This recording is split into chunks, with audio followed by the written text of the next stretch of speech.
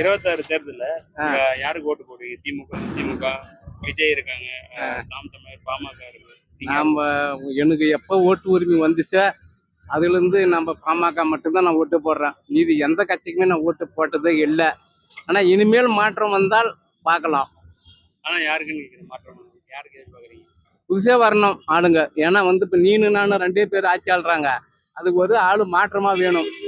அவர் வந்தா மாற்றம்னா விஜய் வரட்டும் பார்க்கலாம். அவர் ஒருவேளை தமிழ்நாடு என்ன மாற்றம் பண்றாப்படியா இல்லை அவங்களோட சேர்ந்துக்குன்னு இவரு இருக்கிறது நம்ம இப்ப எந்தனுடைய இதுன்னு சொல்ல முடியாது. ஆமா, நல்லதா கெட்டதா? ஏன்னா இப்ப வந்தாலே 5 ஆண்டு அதுக்கு மேலுப்பட்டு இவரு அதே நிலைமையில தான் இருக்கிறாருன்னு அப்ப மாற்றமா பண்ணிக்கலாம். ஆமா, பாமக தான் போடுவேன். இப்ப விஜய்க்கு ஓட்டு போடலான்னா ஒரு அபிப்பிராயமே இருக்கு. எல்லாருமே அதுதான் முன்னணியில் பேசுறாங்க. நம்ம இவங்க பேசுறாங்க, அவங்க பேசலாம்ல. நம்மளுடைய கருப்பு எங்களுது மட்டுமே 60 ஓட்டு இருக்குது. 60 ஓடு என் குடும்பம் பெரிய குடும்பம். எல்லாருமே விஜய்க்கு போட்டு போகலாம்.